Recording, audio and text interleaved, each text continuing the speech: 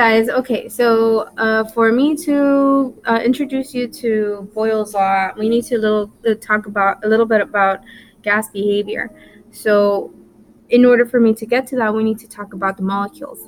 So the kinetic theory of gases explains that all particles have kinetic energy. And remember that kinetic energy is energy of motion. When matter is in its gas state, its particles are spread evenly throughout the container in which the gas is held, so that the gas can be said to take the shape of the container and also the volume. The gas particles, they usually collide with with other particles and with the container itself, kind of like with this image that I drew here to the top left. And these collisions, they're perfectly elastic collisions, so there's no energy lost due to friction. And so basically kinetic energy is maintained in here. So the force of these collisions exerts pressure onto the container. Pressure is measured by determining the amount of force exerted on a specific area of a container surface. And we usually measure pressure in millimeters of mercury or in atmosphere. So this is good. I'm going to write it down: millimeters of mercury or atmospheres.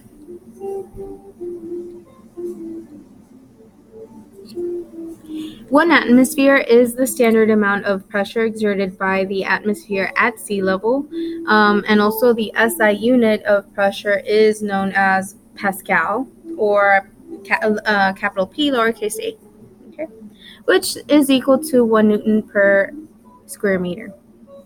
There are other unit conversions for pressure that you should know, and I do recommend using Quizlet in order for you to memorize these. It's a great website for memorization purposes. It's basically a virtual index card in case you've never used it before. And here we have several unit conversions. 1 atmosphere is equal to 1.01 times 10 to the 5th Pascal, and 1 millimeter of mercury equals 133 pascals. 1 pascal is equal to 1 Newton per meter squared. 1 atmosphere is equal to 760 millimeters of mercury. 1 atmosphere is also equal to 760 torr. And there you go, some unit conversions for pressure. There you go. Leave it here for a couple seconds. You can also pause the video at any time if you need to write anything down in your notes. So the behaviors of gases are dependent on several factors, of which pressure is just one. We also have the size of the container, the temperature of the system, the number of gas particles contained in the system. These are things that we need to consider when we're talking about behaviors of gases. If any of these variables changes, then one other will change as well, at least one other. So gas laws were written by amazing scientists to describe the relationships between these variables. And I'm going to start with the first one, Boyle's law. So Boyle's law, it is basically the law that states that volume and pressure of a gas are inversely proportional.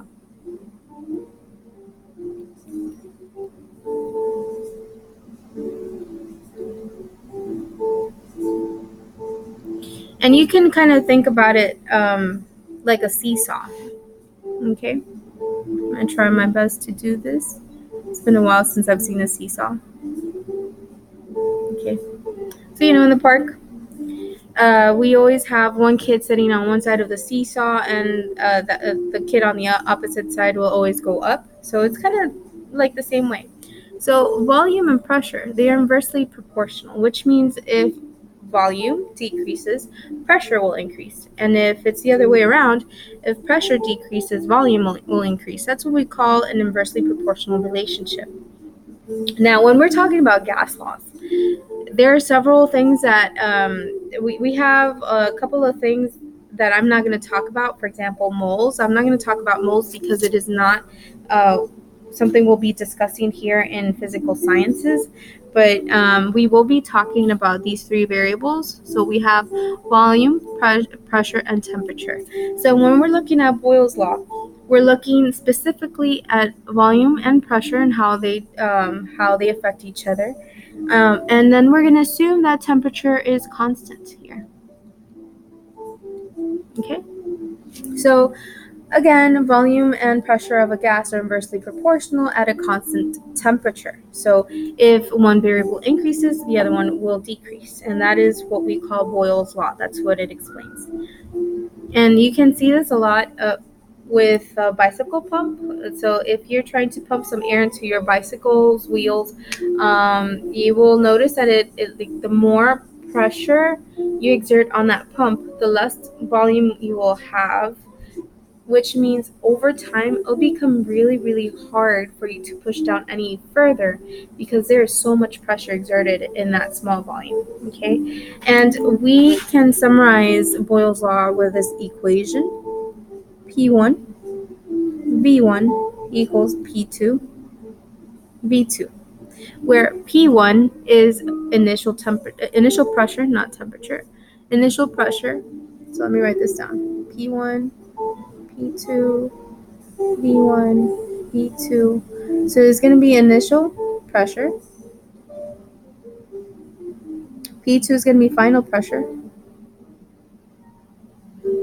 It's always good for you to write down what you have, the known values that you have when you're trying to solve mathematical problems, including especially for gas laws, because sometimes you see so many numbers that you get confused. So it's always good for you to write these down. So I'm writing down what they stand for, but when you read problems, write down what is your P1, what is your P2, what is your V1, what is your V2. And if there's anything that you don't know, you can always put a question mark next to it. So this is initial volume.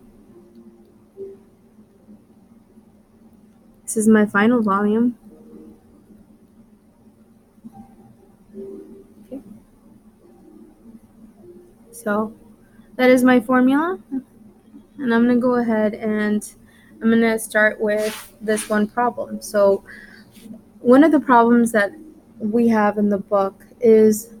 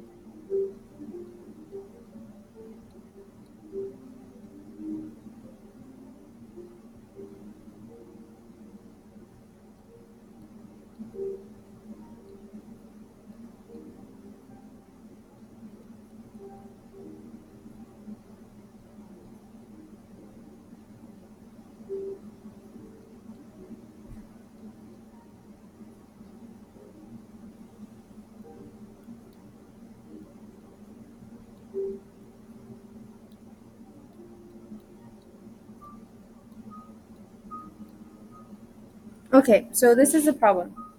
A sample of a gas has a volume of 3.5 liters at a pressure of 760 millimeters of mercury.